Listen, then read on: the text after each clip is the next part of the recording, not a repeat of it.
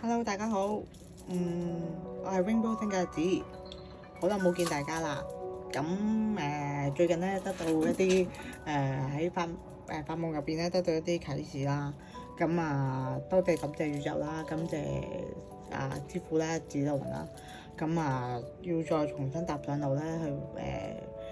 嚟緊一啲唔同嘅即係張數啦，同大家分享下，同埋大家傾下偈嘅。咁希望大家咧喺呢度咧，即係好多謝師傅啦，即係佢想借助把口啦，去同大家去傾下偈咁樣嘅啫。咁如果大家覺得有啟發嘅，咁希望大家會開心啦，有嘢 share 啦咁樣。你可以繼續睇啦，咁或者可以繼續去收看我之後嗰啲頻道啦。咁如果你覺得唔啱睇嘅都冇問題嘅，咁我多謝你 click 入嚟啦。咁同時間可以停咗去，跟住去睇其他你中意睇嘅頻道都可以嘅。咁咧就其實冇嘅，其實只不過係真係純粹真係得到師傅啦。咁佢話俾我聽，佢需要即係再重新去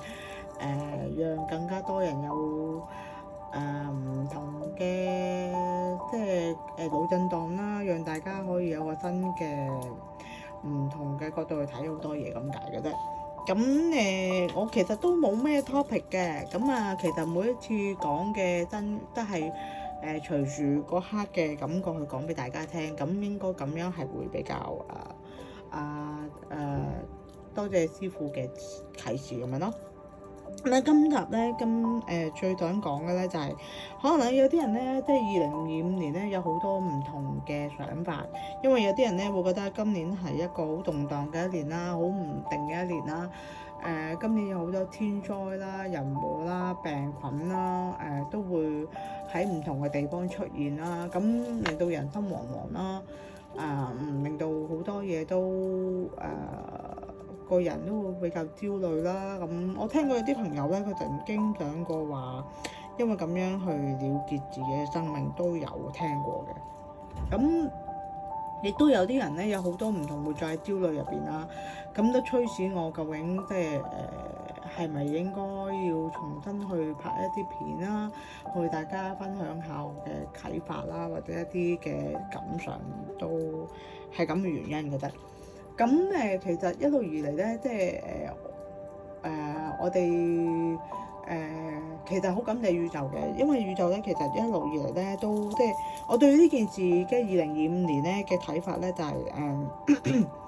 其實2025年咧係一個重新開始嘅一年啦。正如佢哋所講啦，第九運啊，即係第八運已經完咗，第九運啊，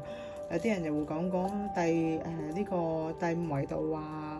呢啲咁嘅資訊性啦，我唔知大家有冇聽過啦嚇。咁呢啲都係以我所知都係一啲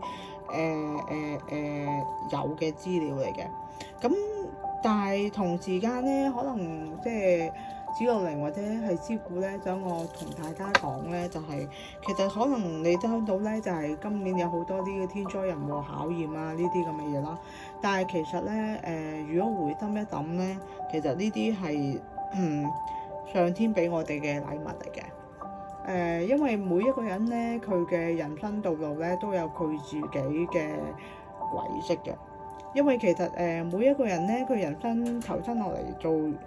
人世嘅時候咧，其實佢每一個人都有佢嘅功課要做嘅。咁即係有陣時上天就好似一個狠嘅訓導老師咁樣啦，佢就讓所有嘅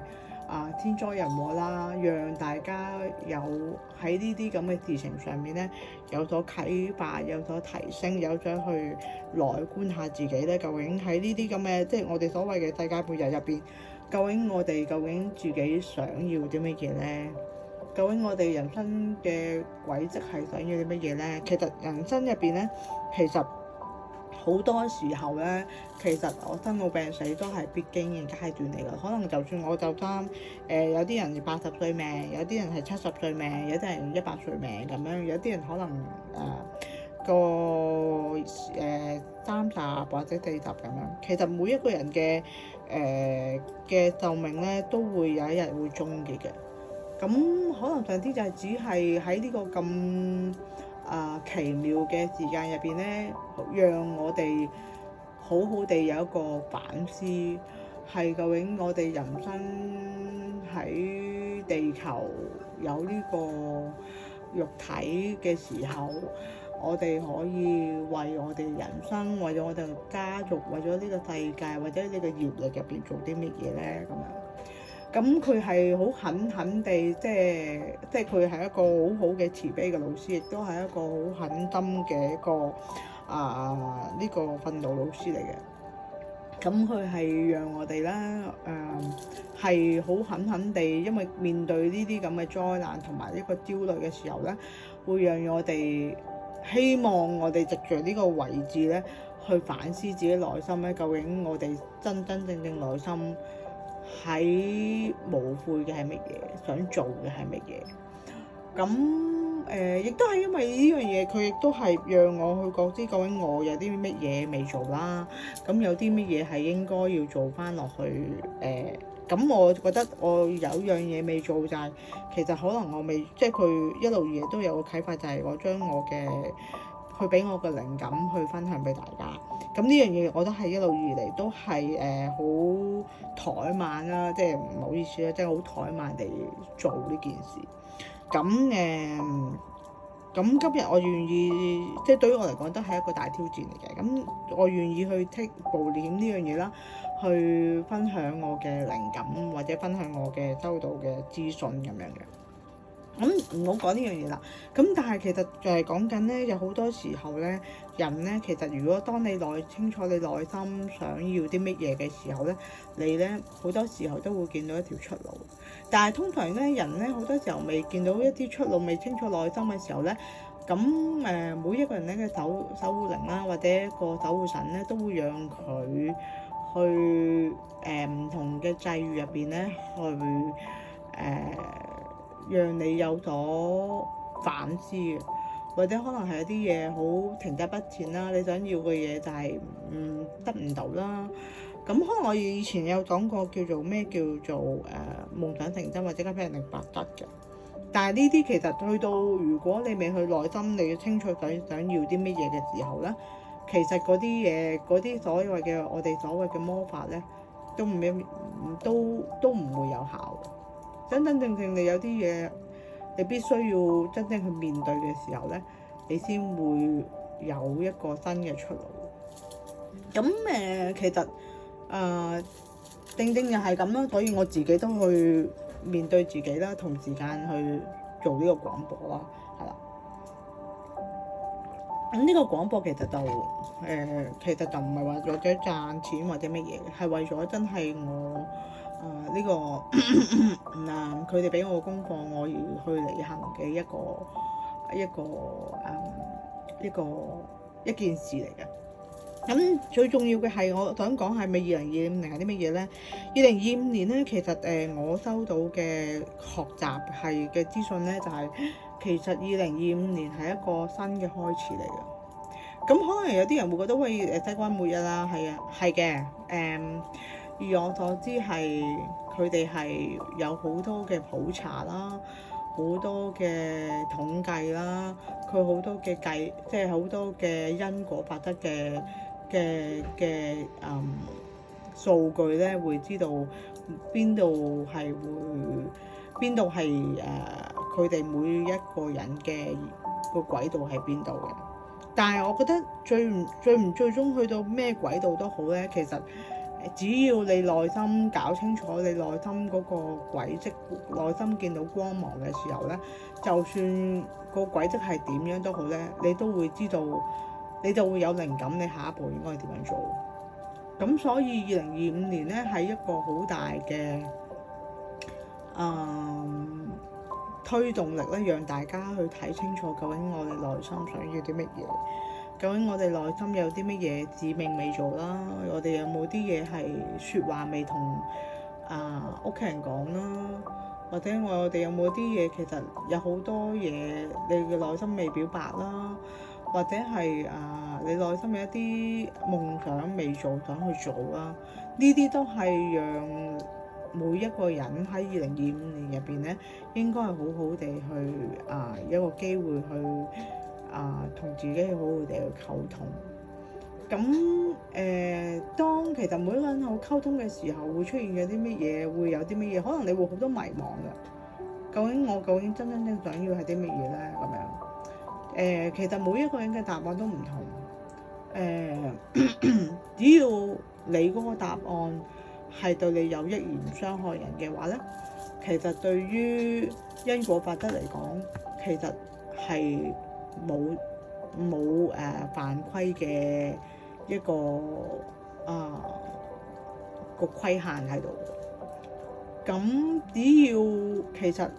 但係當然每一個人咧，佢哋人生嘅軌跡上面咧係有佢嘅功課嘅。咁每一個人咧做完佢嘅功課之後，就會有下一份功課。咁喺2025年嘅時候咧，係讓好多人咧去迫切性地去睇清楚你自己內心嘅功課係啲乜嘢。因為2025年咧係一個好大嘅